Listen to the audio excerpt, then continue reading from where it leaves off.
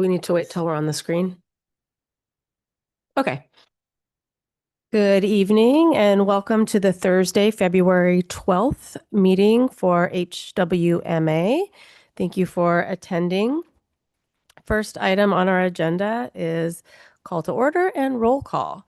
So I will go ahead and call the roll. Do we have Vice Chair Louis Lusso? She is absent. I'm standing in for her. I'm Elise Scafani. Okay, welcome, Elise. And Director Castellano? Here. Director Katie? Here. Director Madrone? Not here. And Director Wilson? Okay, but we have a quorum. So first item of business is our consent calendar. All matters listed under the consent calendar are considered to be routine by the HWMA board and will be enacted upon one motion unless a specific request for review is made by a board member or a member of the public. The consent calendar will not be read. There will be no separate discussion of these items unless pulled for discussion. So we have A, approve minutes for the January 8th, 2026 HWMA Board of Directors meeting, and B, review and approve draft November 2025 financial reports. Is there any member that would like to pull an item? Okay. Is there any member of the public that would like to make a comment on these items? Anyone online? Seeing none, Chair. Okay, thank you. So do we have a motion to approve the consent calendar? I make a motion to approve the consent calendar. I'll second. Right, we have a motion and a second. All in favor? Aye. Aye. All right, thank you. Motion carries. Next, we have oral and written communications. This time is provided for people to address the board or to submit written communications concerning matters not on the agenda. Board members may respond to statements, but any request that requires board action will be referred to staff for review. Reasonable time limits may be imposed on both the total amount of time allocated for this item and on the time permitted to each individual speaker.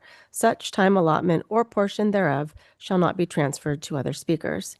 So do we have anyone, seeing no one in person, do we have anyone online that would like to make a comment? Seeing none, Chair. Okay, thank you. Item 4 is to receive our auditor's report for fiscal year 2024 to 2025. Thank you, Chair. The annual audit of the authority's financial statements is a tool by which the board and the general public may measure the fiscal health of the authority, both in the sense that it discusses the state of the authority's assets and investigates the ongoing activities and reporting procedures of authority staff. The audit is an independent review which helps guide the board in improving internal fiscal controls and establishing priorities for future budgets. Public agencies are required to change auditors periodically. The HWMA board approved a request for proposals for financial audit services in November 2024. Richardson and Company, LLP, was identified as the successful proposer, and the contract was awarded by this board in April 2025. Fiscal year 2024-25 was the first year that the authority's financial statements were audited by Richardson and Company. The firm examined all aspects of the authority's financial systems and provided fresh analysis and insights that will guide authority staff in future audit cycles. Staff has already implemented or partially implemented many items of note in the audit report and will work closely with the auditors to identify impacts from recent GASB pronouncements to ensure compliance in all financial reporting. Following Ms. Scheiplein's presentation, staff would be happy to answer any questions that the board may have about the financial statements. And with that, I will hand it over to Ms. Scheiplein of Richardson and Company CPAs. Good evening. Thank you. I believe my outline will be, or is in your packet or will be projected up on the screen. I have just a one-page summary that highlights the results of the audit that we conducted. The first item on the list just shows the reports that we issued as a result of the audit. The primary goal of the audit is to be able to issue an opinion on the financial statement. So that's the first item we'll discuss. Then there's also a separate report on internal control and compliance that's included within the audited financial statements to comply with government auditing standards. And then there's two separate letters that we issued. One of them is a governance letter that contains certain required communications. And then the other letter is a management letter where we communicate our recommendations for improvement.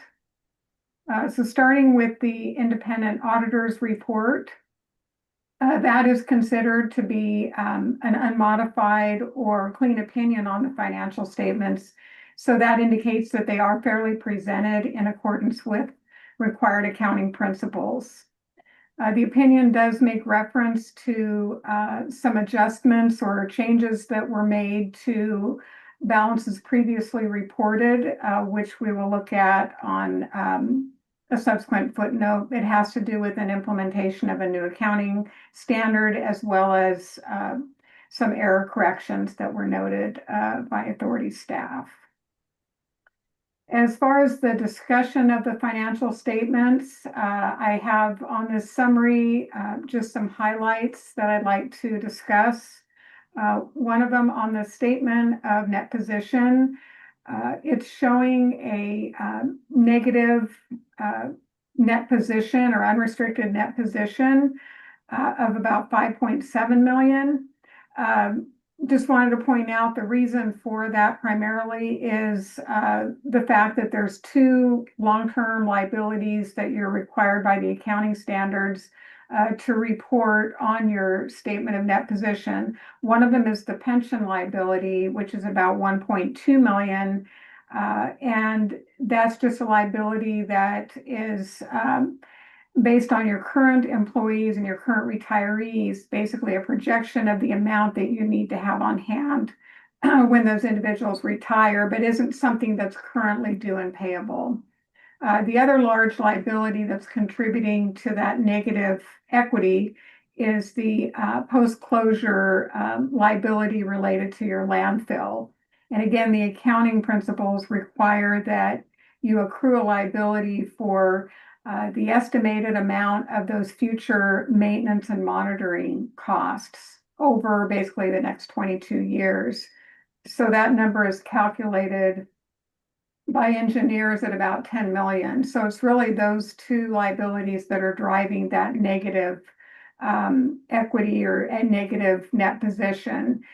If you look at the asset side of your balance sheet, you have about 5.2 million of cash. So from a cash standpoint, your financial position is good. It's just the equity because of those large long-term liabilities that are causing that negative. On the statement of revenues expenses, you're showing a net income for the year of about 881,000. And that's comparable to last year where you had a net income of about 870,000. So not a lot of change occurred in fiscal year 25 relative to statement of revenues and expenses. Next time I'd like to point out, again, on the outline is note D to the financial statements describes a little bit more information about what gave rise to that post-closure liability and some of the assumptions that were made in determining that liability. Note E to the financial statements addresses restrictions and designations of your net position. So the authority does have a reserve policy in place, and this footnote does describe the various reserves that have been set aside. There's about 3.2 million reserve set aside that includes operating reserve, capital replacement reserve, and a couple of other reserves in accordance with the policy. The note F to the financial statements describes a little bit more about the pension liability. So the balance that you have recorded on your financial statements is based on a valuation that's performed by the CalPERS actuaries. However, the agency is part of a pool with other small special districts in the state of California. So you're just a participant within the pool. So there's an allocation calculation that's done. That liability remained about the same this past year. CalPERS has not made any significant changes to their actuarial assumptions, so there wasn't much change in that liability this year. Note I to the financial statements is where the discussion about the restatements or changes that were made to fiscal year 24 balances that were previously reported. In there, it describes that there were about 30,000 of error corrections, and those were mostly ones that were identified by authority staff as opposed to items that came up in our audit. It also describes the fact that there was a $150,000 reduction of your net position related to implementing a new accounting standard that requires you to now accrue an estimate of the amount of sick leave to be used. In the past, only vacation or anything that was required to be paid out upon termination had to be accrued, but now there's a requirement to accrue sick leave as well. So we assisted with implementing that standard, and that resulted in a reduction of your beginning balances. Also included within that report is a report on internal control and compliance. So as part of our audit, we evaluate your internal control system and processes. And so this report is considered a clean report as well, indicating that we noted no weaknesses in internal controls. We have some recommendations that I'll go over later in the management letter, but those were not considered to be material weaknesses. So there were just other recommendations. So as far as overall internal controls, you do have good controls in place. And so we issued a clean report there. We also look at compliance with laws and regulations as they relate to the preparation of the financial statements, and noted no items there. So that is also a clean report. Then the governance letter contains various items. I won't go over those in a lot of detail. A lot of that is just boilerplate language of items that we're required to communicate. Some of the items that are addressed in that letter include identifying areas where estimates were used in the preparation of the financial statements, such as the pension liability and the post-closure liability, or large estimates, as well as your estimate of the useful lives of assets, which can affect the amount of depreciation you record. That letter also identifies areas where we made adjustments or changes to your accounting records. There were only 3 adjustments. One of them had to do with implementation of that new sick leave accrual, and some other minor items, but they were not indications of any weaknesses in accounting practices. So overall, say the books are kept, very clean, effective manner with just minimal adjustments. Also communicated in that letter is the fact that we had no difficulties in performing the audit. If we did, we would need to bring those to your attention. Hillary provided everything that we needed. We provided a very extensive list of items that we needed for the audit, and she provided those timely and was very responsive during the audit process. So we do appreciate her assistance with that. Sometimes with a first-year audit and a new auditor, there's a lot of learning curve on our part, and so we do appreciate her patience with getting us up to speed on how the authority handles certain transactions, and to make for a smooth first-year audit. The management letter is the next item on the outline I'd like to discuss. So again, these are not items that are considered to be material weaknesses, but just other recommendations for improvement. I'll just run through those quickly. First item is just recommending changes to your capitalization policy. That includes items such as increasing your threshold for capitalizing items, also stating useful lives of assets in the policy, and also addressing approvals for the disposal of assets. Next item is recommending that you develop an anti-fraud or whistleblower policy that can either be a separate policy or included within your personnel handbook. Third item is just developing a process for risk assessment that includes, and the risk that we're talking about here is risk related to the financial statements, not insurance related risk, but just having a discussion at all levels within the organization, including the board and all of the staff, to just have a forum for communicating or expressing any concerns that they have about areas where there might be risks of fraud or error in the accounting practices or policies. The fourth item is recommending some revisions to your reserve policy to clarify the purpose of the reserves and how they are determined. The next item has to do with the dating of certain bank transfers and dating those as of the transaction date to prevent timing differences between your books and the bank statement. And then the last recommendation is recommending that the payroll be reviewed by management, preferably prior to when the payroll is run. The reason for this is segregation of duties, because the finance manager does a lot of the payroll function. Just having another set of eyes reviewing the payroll just to provide some more effective internal control. And management has provided us, I'm not sure if it was included in your packet, but they've provided responses to all of these findings as far as steps that have been taken so far to implement those and how they will be implemented going forward.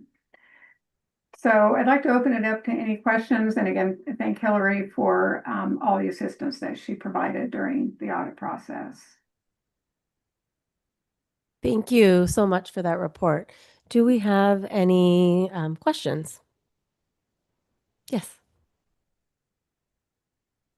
Thank you. I was a little curious about the reserve policy because I read it in terms of, it seems like mostly there's a desire for just kind of clear definition of the reserves. But I was kind of curious if you could explain to me the difference between, where they talk about the difference between the operating revenue and the operating budget. Yeah, so I think there's reference in the policy to undesignated, but from an accounting standpoint, that has a different meaning. I think that this is where we weren't real clear on really the intent of whether the reserve is based on gross operating revenue or expenses. So I think just clarifying some of the language that's currently in the policy. Thanks. Are there any other questions? I just want to thank staff for the work and thank our Director of Finance. Being new to the board, it is lovely to be new and having a clean report. So thank you for all the work that you all do to keep us in good standing. Thank you for that. And I should have asked this prior to the meeting, but a point of order, do we have public comment on all agenda items or just on the action ones? All of them? Okay, thank you. So this would be, if there are no other questions, I'll go ahead and see if there's anyone from the public that would like to make comment.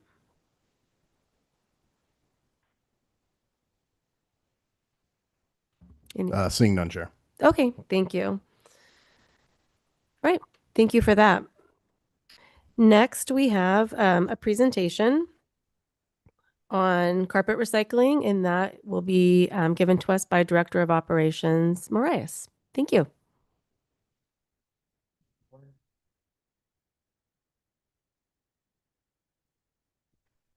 Thank you, Board. I'm going to give you a little presentation on our carpet program over at HWMA Transfer Station. Over 340 million pounds of carpet head to California landfills every year. Carpet that could be recycled and used into new products. The carpet industry and carpet recyclers have been working to divert tens of millions of pounds of carpet from landfills. In 2016 alone, processors recycled 38 million pounds of carpet collected from California home and businesses. Old carpet can be recycled into brand new carpet fiber for broadloom or carpet tiles, carpet cushion or underlayment, and make a range of products for industries including automotive, transportation, construction, home, and garden.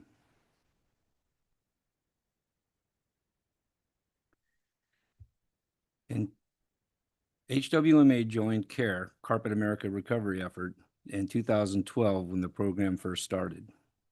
Carpet comes over our scale, and our staff takes a weight at the minimum charge of $2 for 400 pounds. Carpet must be rolled backing side face out and 4 to 6 foot lengths and free of contaminants and fairly clean to be properly recycled. Customers are then directed to our 28-foot box trailer that is staged in the parking lot in front of our transfer station. Once at the trailer, stairs are at the back of the trailer for easy and safe entry into the trailer. Customers then unloads the carpet and the pad into the trailer and stacks the rolls from front of the trailer to the back of the trailer. Once the customer has put the pad in the trailer, they then proceed back over to the scale and see the attendant and let them know that they have recycled carpet to get the right charge for it, which is cheaper. Since we started the program in 2012 to the current time, HWMA has diverted 1,166 tons of carpet, which equates to 2,309,000 pounds of carpet that have not gone to the landfill. Any questions? Thank you. Well, Do we have questions? I'm curious if you can say, I would assume most of this carpet's coming from professional installers. Is that correct?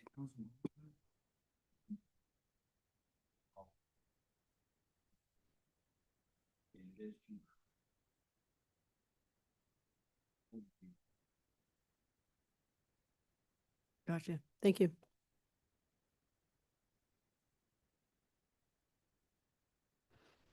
I don't have any I love this program, and yeah, thanks for all of your work on it. It's such a great, it's an important thing for the community. I guess maybe I am curious. I feel like, is the carpet recycled afterwards, or is there a way of reusing the material, or kind of what happens to it once it leaves? Yeah, like, is it made into new carpet, or?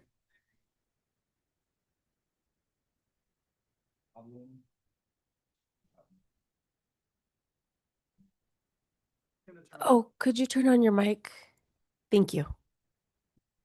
So they do the broadloom, which is like a thread, and then they can do things with it. And then a lot of it has plastics in it, which they can make the plastic pellets, which you can melt those down. Then it goes in the automotive industry to make things, home and garden, anything you can make out of plastic pretty much once it's recycled. And then some of the carpet, the fibers in it, they can mix with like blue jeans and then shred it up and everything. And they actually use it to make insulation for new homes. Yes. Thank you. I was curious. I think you said $2 for up to 400 pounds. So like the average homeowner bringing in, I have no idea how much carpet weighs. Usually when people bring it in, they bring in like a truckload. You're doing a room in the house Mhm. or you're doing your whole house. Depending how much they or what they're bringing me, because the pad's included too. It can be recycled too to make new pad. And then, I mean, a truckload of carpet it's usually under the 400 pounds.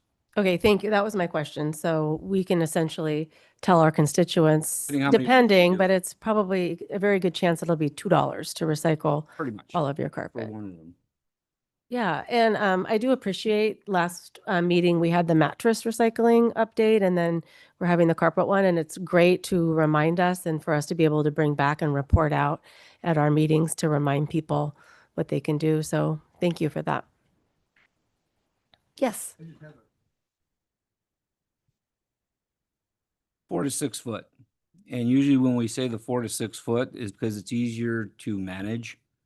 Because if you were to roll something up that's 20 feet long, trying to stack it in that trailer, we can't get maximum volume in there. So if you cut it down to where you can manage it and then tape it, it's easier to stack in the trailer and we get more carpet in the trailer. Great. Do we have anyone that would like to make public comment on this?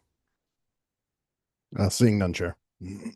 Okay, thank you. Then let's move on and we will receive an update on our organics processing feasibility study from Director Keller Heckman.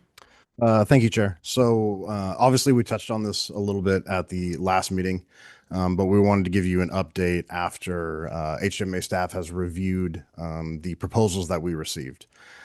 So just as a little bit of a reminder, in November 2024, the HWMA board approved this original RFP and proposal for in-county processing and feasibility study. This subsequently went out 2 different times. We received no responses during those 2 circulations. At both of those times when we received it back with no proposals, we reevaluated the proposal, we rewrote it, we worked with jurisdiction staff, we worked with other jurisdictions outside the county that had done similar proposals, and we tried to tailor it to make sure that we could get as many proposals really for this project that we could. Most recently, the RFP was released again in October of 2025. We received 1 proposal. Internally, after staff reviewed that singular proposal, unfortunately, it's beautiful. Unfortunately, we had to deem it non-responsive. It lacked a couple of items that are required for a proposal submittal for that RFP. Because of this, we met with jurisdiction staff who at the time had earmarked money from their SB 1383 regional grants to assist the authority in paying the proposer for this service. And at this time, the majority of jurisdictions felt that because we have gone out to this 3 times, we've received 1 non-responsive proposal throughout the entire process of a little over a year. They felt that their grant funding could be better served currently in the county for other SB 1383 related things. They also thought this would be something that we absolutely should take a look at, and jurisdictions would be more than happy to jump back on board once we have collection and processing up and running in the county. So after that, I'd be more than happy to take questions that you may have. Great, thank you. Do we have questions?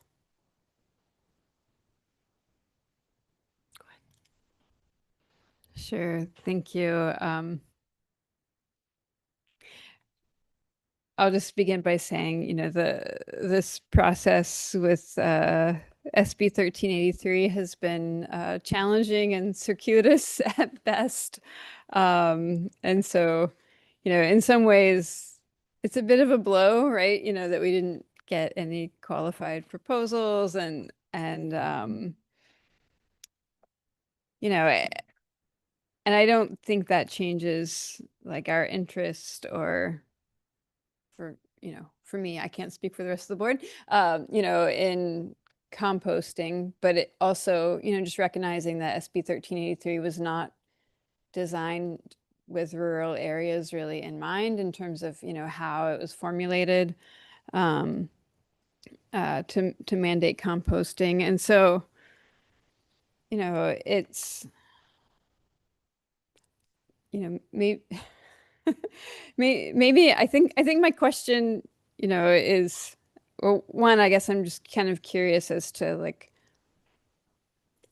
my guess is that we didn't get very many proposals because of our rural nature and because of, just the complexities of trying to implement something here. But I would be curious to hear more about your thoughts on that.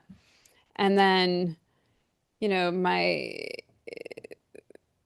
bigger question, I think, is a little bit more general in terms of, like what, and I think this may come up some in the strategic visioning conversation that we're going to have, but, like, I guess, how do you think from a staff perspective, like this board can kind of move forward in terms of, studying what might be possible with composting or what might, and for sure, I think there's some like kind of waiting for our jurisdictions, but yeah, I would just love to hear your thoughts on that. Yeah, so to the first point on at least staff's belief on why we haven't gotten a ton of proposals.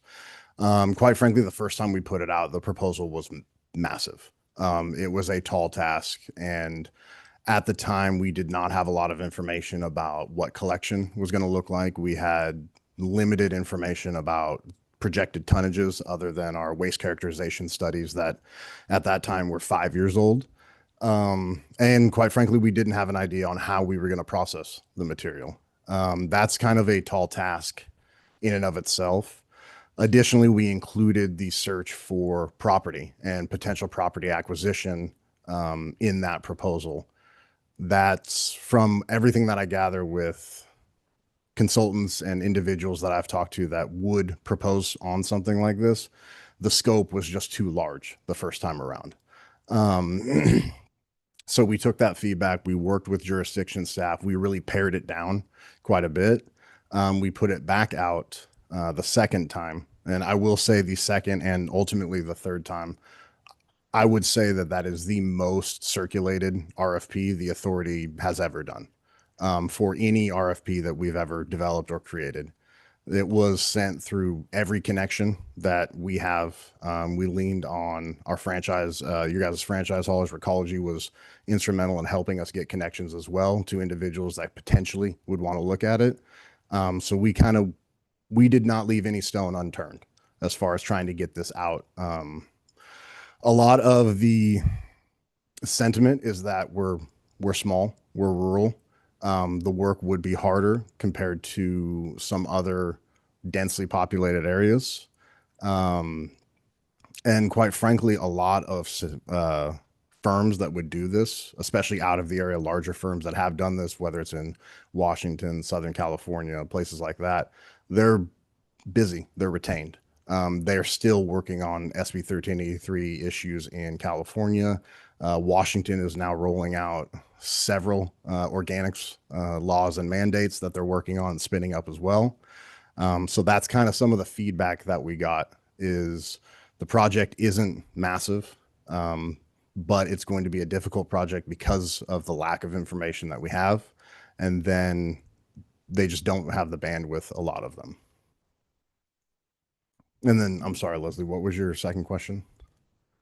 No, it's okay. It's basically from a staff perspective, like, I mean, and for sure some of it is like tabling it, but how would you imagine this board supporting the implementation of composting? Yeah, so I think, so obviously staff's recommendation would be to table it until we have in-county collection and HWMA acceptance and processing is implemented. I think that will give us information that we desperately need to write a proposal that we get something back from that we have value. Right now we're kind of so open-ended in all the potentials, whether that's tonnage, whether that's collection, whether that's processing, that's hard for us to get something back narrowed down that we may deem useful. There's a myriad of options of dealing with organics, whether that's processing, post-processing, aerated static pile, anaerobic digester. There's a ton of things. And without at least some data to put into that equation, it's hard to get an answer back out of it. So that's the jurisdiction staff understands that. They echoed kind of that same sentiment. But I also would say that none of the jurisdiction staff nor HWMA are going to give up on in-county processing or in-county feasibility. We just need a little bit more information on what that's going to look like, how we're going to handle it, how it's going to be picked up, the schedules that'll be picked up, the amount that rolls in per day, per week, per month, the one-offs. Just there's a ton of balancing act, and we really don't have information about any of it. Thank you. I have a question. If I can get it into words.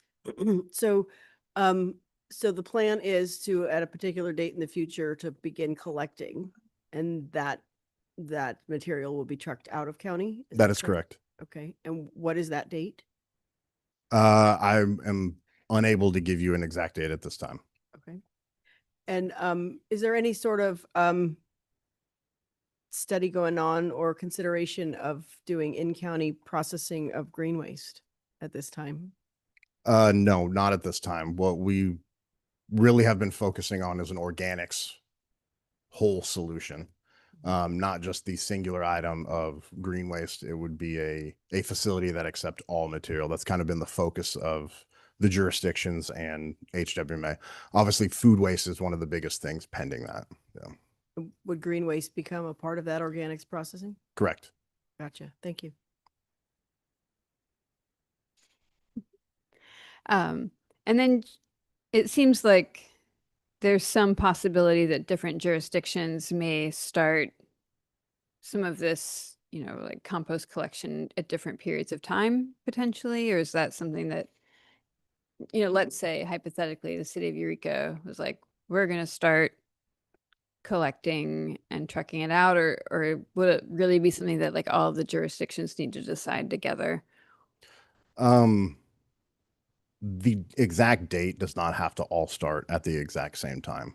But there needs to be a general plan and a general outlay of when those contracts will be signed, when the rollout, when the education outreach will happen, when the bin distribution will happen, when the collection, and then finally when it comes to us. Those are all things that the jurisdictions and your franchise haulers are working on every day. So that's definitely something that we're keeping in mind, and we're looking at that. But no, they don't have to all start at the exact same time. It does make sense that companies would need more data in order to come up with a great plan for us. And I think that our community really does support and want to process the materials here. There are some people that are very excited for this program, and there are others that are not excited about the program. But I believe amongst all of those people, since it will be happening, it makes the most sense, even for those who aren't on board with it, to process it here. So I think that's an easy win for us when that time comes. I think our community as a whole will be on board for that. But I think the rollout itself is going to be challenging for all of us. Do we have anyone that would like to speak to this? Seeing one share. Okay, thank you. Go ahead. Hello, board. My name is Praj White, and I'm with North Point Consulting Group, and I was the one respondent to the RFP. And I just wanted to let the board know that we were really excited to help the jurisdiction or all the jurisdictions work with Humboldt Waste Management to put this together. And we built a team of experts in the waste management and food processing industry. We built a full proposal, and I made an error and didn't include an attachment in the RFP for an anti-collusion document. There was nothing intentional about that. It was an error on our part. And I just wanted to let the board know that we did put together a team and we were really excited to be able to help the jurisdiction. And I understand that we didn't meet the requirement by leaving out the form, but just wanted to share that we have that interest and a lot of passionate folks and built a great team to help you if and when you choose to move forward. Thank you. That's great to hear. Thank you. Chair, we do have one more comment as well. Great. Go ahead. Good evening, board members. My name is Evan Edgar Associates, and I wrote the roadmap back in 2022 and helped get that grant for 2.7 million. So I've been pretty close to this and done this statewide with the office in Eureka, California. I can assure you there was no collusion going on, but I also know I'm a subcontractor to Proj. I reached out to a local firm with a lot of knowledge about zoning, local costs. So we worked on this proposal for a couple months and really teamed up well. As a subcontractor, I brought in another subcontractor who's an expert on commercial compost pro formas from Tulare County to Yolo County. We implement $10 million grants there. So the Proj North Point team with a local firm had strong presence of experts that was cobbled together without any collusion in order to have a very sound and professional proposal that I think is really needed to get going because right now your food waste is going up to Oregon landfill and the green waste is being over to Shasta County being burned in a burner. I think we can do a lot better by having this RFP be awarded sooner than later, go out to and execute on this. CalRecycle is going to come in with enforcement pretty soon. And as part of the roadmap, I spent a lot of time in good faith trying to keep the county, keep everybody in compliance and get the grants. And I think that the Proj proposal was qualified, on target, timely, and needed. So if you guys go out to bid again, I'm sure you're going to get the same qualified teams. And Eric is right. The big firms are tied up with SB 1383, HDR, SES. They charge a lot more money, a lot further away. You're not going to get any better value than you get today with North Point as doing this contract. Thank you very much. Thank you. Is there anyone else? Seeing none, Chair. Okay, I'll bring it back to the board. Do we have any follow-up questions? Thank you.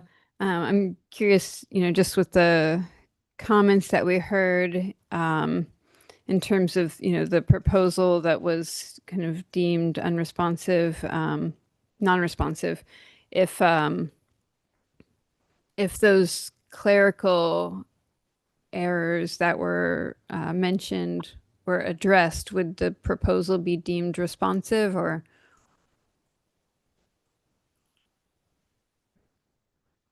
I think that that was closed out. I mean, I think that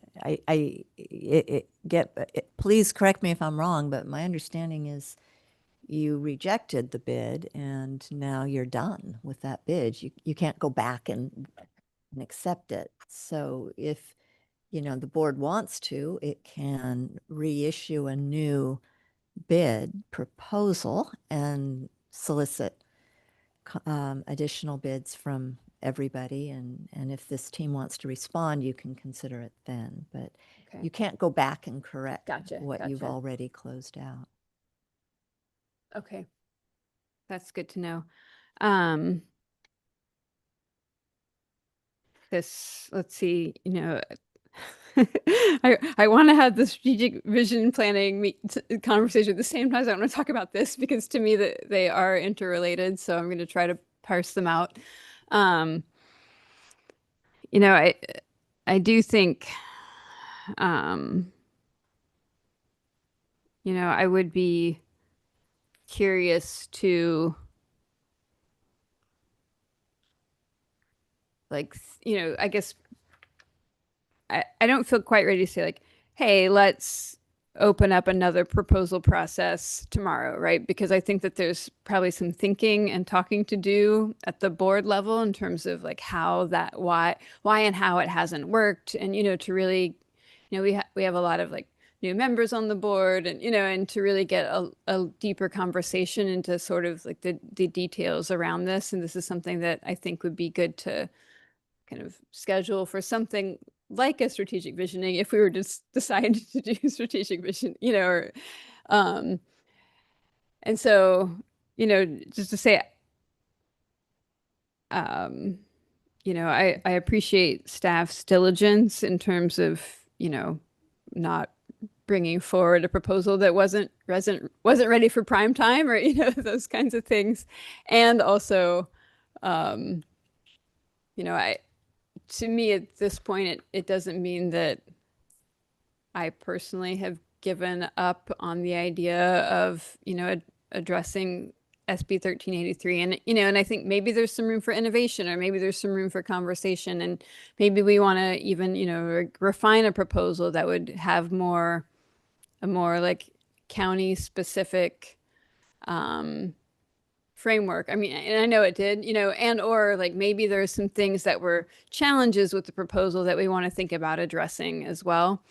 And so that's just, I guess like I don't know if you need a motion for this or not, but I think my direction would be that like we create an opportunity to have a more detailed conversation and then revisit this at our kind of earliest possible opportunity after that.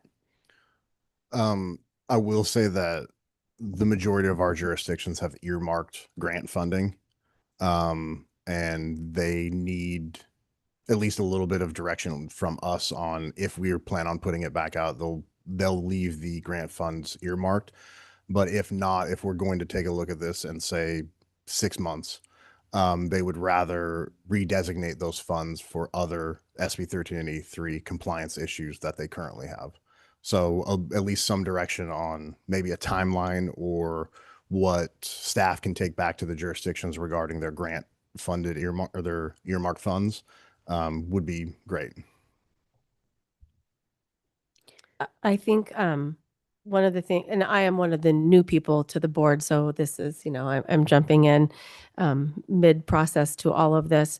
But one thing that stood out for me was the fact of staff getting together to discuss the process and kind of coming to a consensus that the grant money would be better used to help us get this off the ground and rolling because it is such a heavy lift. And then once we, to use the money for that. And so I think that's why we do need to make a decision on if if we want to follow the staff's recommendation or not, so that our jurisdictions know if they've got that grant money.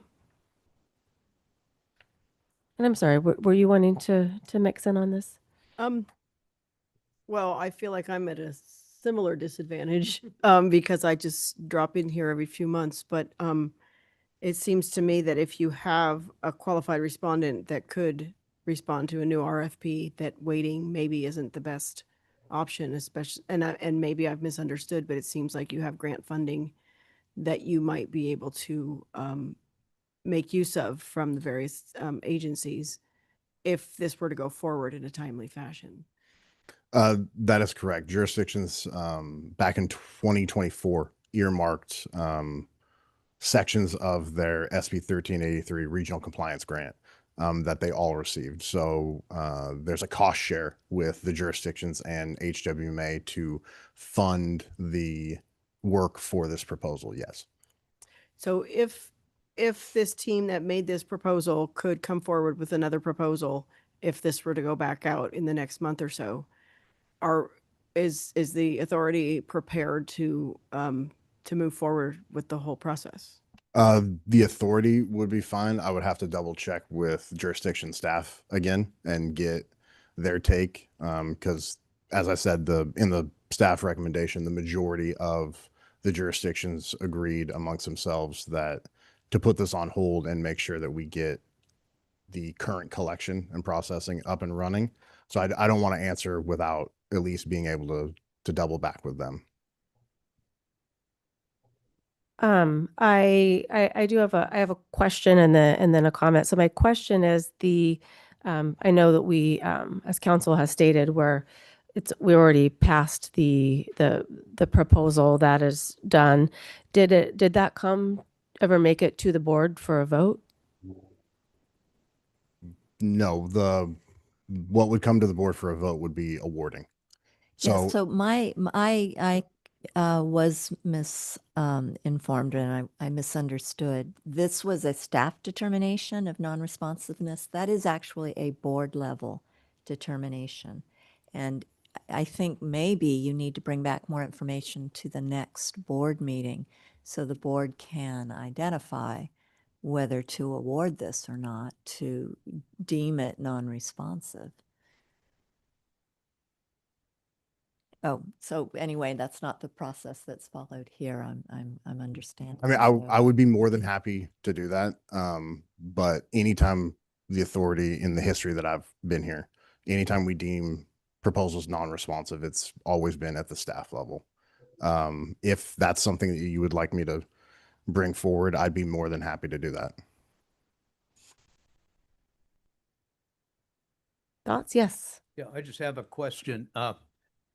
If we don't use this grant money now and it used for something else, is there grant money that we can continue where we left off in 6 months? Or is it gone? The grant money that's earmarked by the jurisdictions would be used for other items. So that grant funding would be gone and So we'd utilized. have to start over getting more funding. Correct.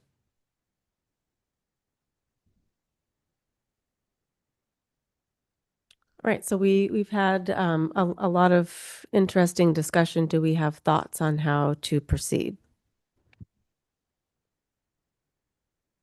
I would say that if it's a possibility to bring it back next month for reconsideration, that would be a feasible plan. So I don't know if you want a motion, or I would be willing to make a motion to that effect. So I would move that the proposal be brought to the board for evaluation next month. Do we have a second for that? I'll second that. Okay, we have a motion and a second. Can we have a vote? All in favor? Aye. I'm going to go with staff's recommendation and vote no. So, but we do have 3 yeses and 1 no, so the vote carries, and we will does bringing it back next month give you enough of a chance to interact with staff? Yeah. Okay. I'll let them know. Okay, thank you. Did you have something to add? Sorry, I'm It's like, okay. I want to make a friendly amendment. Give me a moment. I love it when we're wrestling with things in real time. Gosh, this month and next month. I'm wondering, this may be a question for board members and for staff, if we could have, I guess, a study session.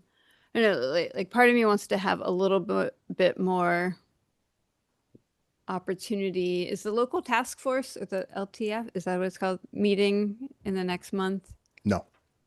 Yes. No, I do not believe so.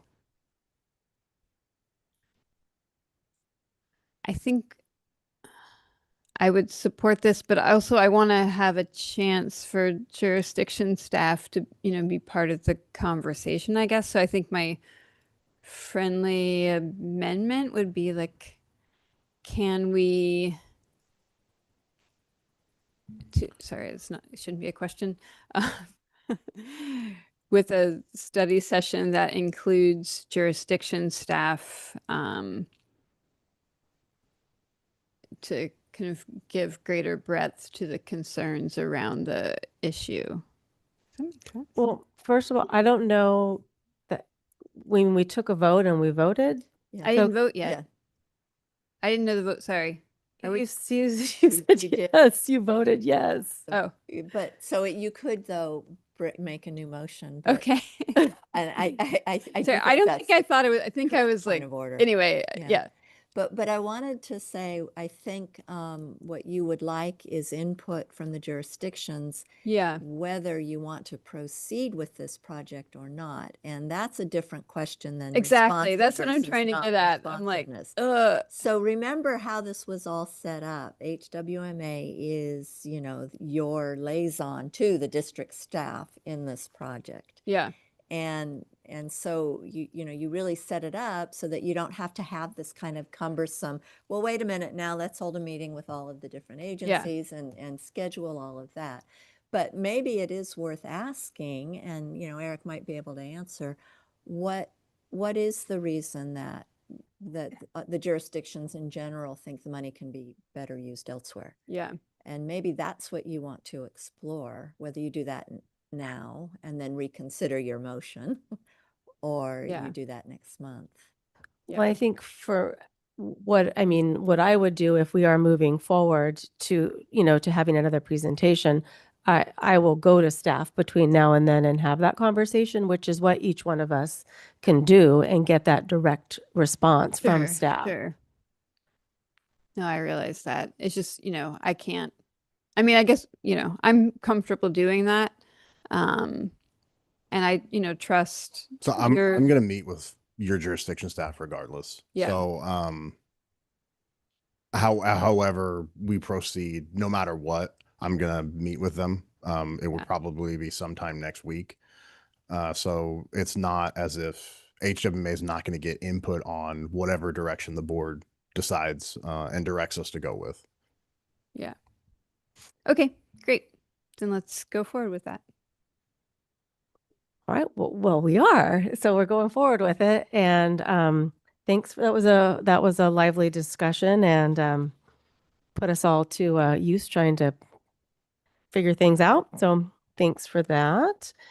And next we have the strategic vision planning.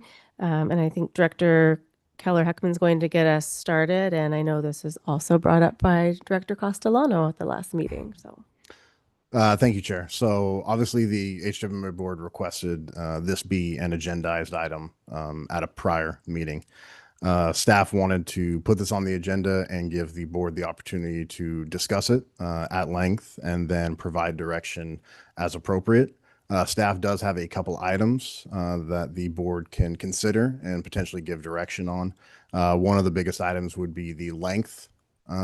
So the length of the actual planning and then the length of the plan itself, the jurisdictions or staff or entities that would be involved in the planning, whether that's staff from all the jurisdictions and HWMA, whether that's a consultant. I think it's really open-ended for the board to decide what they would like to see in a strategic vision planning and the future for the authority.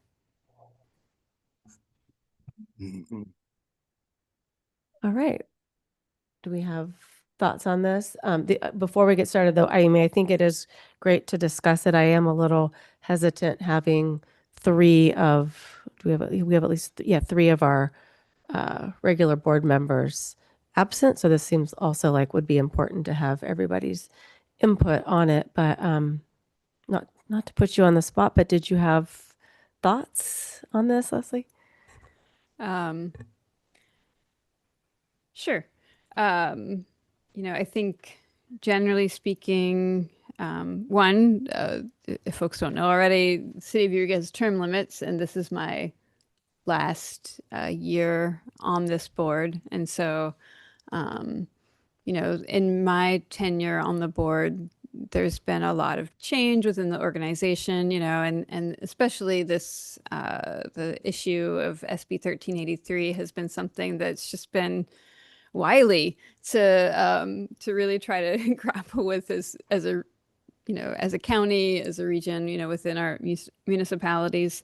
Also, there's been, just a lot of change on the board, which is, natural, but I think it's a good time for us to, have an opportunity to learn and converse together in a deeper way in terms of, right, like,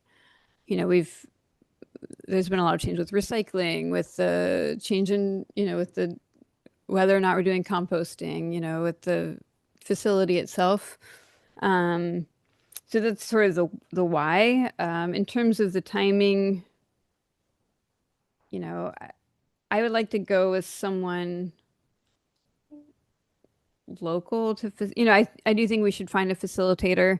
I don't know that we need to do like a formal call necessarily, but I do think that we should, you know, kind of, sure. I mean, I guess put out a call for facilitator. Ideally, and I'd be curious for, you know, your input in terms of just like, you know, can we do this by May? You know, like, would that be, do you think that would be feasible?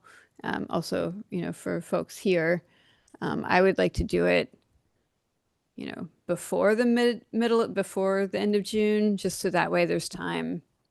Maybe I'm self-interested, you know, to to kind of like work towards some of the goals a little bit, you know, before the end of this calendar year. Yeah. Who do you envision besides board members? Would it also include staff members from our jurisdictions as well? I think that would be helpful to have staff members from our jurisdictions because, you know, it would, and Eric's doing a great job of meeting them all, but so much of this is about, you know, how like staff are also implementing that, you know, and their input. So I think it would be more efficient for us to have those members present. I agree. I think that would be more beneficial to have staff present. Do we have any other thoughts on this from board members?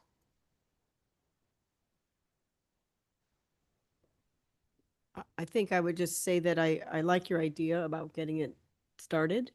Term limits or otherwise, I think that there's certain times of the year that are just, things just get harder, you know, and so starting now is probably a great idea. And giving yourself some time to see it through. So I would support that. Okay, why don't we see if we have any public comment on this item? Seeing none, Chair. Okay, thank you. So it looks like there is a general consensus to see if we can logistically move forward. I know it'll be a bit difficult to find the time for all of us and for staff, but it seems like that's the will of the board at this point. Anything else before we move on? Any questions? Does the board want to identify a sort of subcommittee of you, a subset that could work with Eric to, you know, put together an agenda, find somebody that could facilitate the meeting, the study session, or do you want staff to come back next month with those details? I'd be interested in being on a subcommittee if I'm new, but I'm happy to assist however I can. So should then make a motion. you could actually make I can make that motion. yeah, and I'm just trying to think of next steps, because you do want to get it moving, it sounds like. And so rather than, you know, kind of like, well, let's see, next time you're going to come back and decide what you're going to do, you know, you could actually then maybe even consider implementing dates when you might be available. One thing would be whether the consultant or the facilitator can be hired without your action, and that would depend on the cost and whether you all are comfortable giving the subcommittee authority to work with Eric to choose a facilitator. Yeah.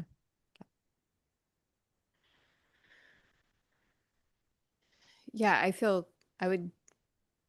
Oh, sorry. I'm also having. I will just own that I didn't bring my hearing aids and I'm catching most of what people are saying, but it's definitely, I'm like definitely leaning into these conversations. So just to say, like, sometimes I'm like, I think I got everything that Nancy said. So Well, that's, are you ready to, actually sit down and implement details to get this rolling? Or do you want to have more come back to the board next month before you get into the real details and start, finding a facilitator and finding dates, setting an agenda or topics that you want talked I about? mean, I would feel comfortable forming a subcommittee and starting to get into the details and then, kind of bringing back a more prepared plan for the board. But I think that I feel comfortable empowering a subcommittee to work on those things together and bring it back to the board for approval. Okay. Okay. And I can, I also do not have to be on the subcommittee. If you're, you've definitely been on the board longer. If you're interested in working with Leslie on that. It just depends on what date. I think for my understanding is for this month, it would just be some discussion about the subcommittee, just some discussion about what this would look like to be able to bring details back to the board. yeah, I think the subcommittee would plan like a 2-hour meeting at some point in the upcoming month to plan out the framework for the strategic visioning, including dates and facilitator.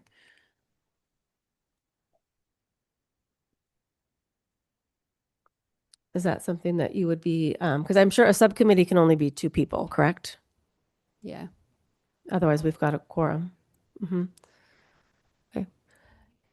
This is a 6-member board. 3 is not a quorum. Okay. Yeah. So then the 3 of us, does anybody want to make that motion? And I mean, for scheduling, obviously that's going to be the trickiest part, but we can, we can doodle poll and do all the things to try to come up with where we can wrangle most of us together, I think. Great. Okay. I move for Randy, Katie, Cece Atkins Salazar, and myself, Leslie Castellano, to form a subcommittee to form the structure and plan for strategic visioning to meet in the upcoming month and bring back that plan to the board at the March meeting. Second? All right, we have a motion and a second. All in favor? Aye. Aye. Aye. Thank you. All right, item 9 is our executive director's report. Thank you, Chair. So I do have one item. This week we received word from CalRecycle that we will be granted a new notice to proceed for our Organics ORG7 grant. We received the new grant agreement this afternoon, and it was executed. And we are free to move forward with the construction and implement the retrofits to the organics processing facility effective this afternoon. Additionally, they granted our 1-year extension as well. So the grant term now will run till April 2027. That is great news. Any questions? Where is that facility? It's at the Hawthorne Street transfer station. It's going to be co-located with it. It's at the old Eureka Recycling Center. Thank you.